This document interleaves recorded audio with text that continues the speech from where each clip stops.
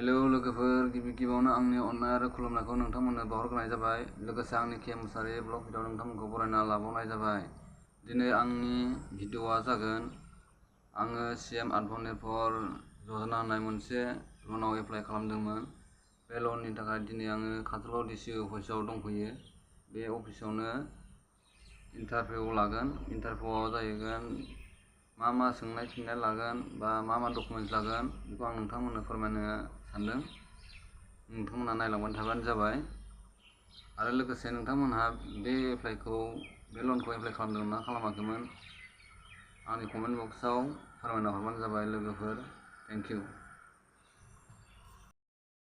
Hello लोगोफोर, आं दा इन्टारभिउनिफ्राय ओंखारबाय। जाबाय खुनुरुखुम मोजांनो एसे गावनो आन्था।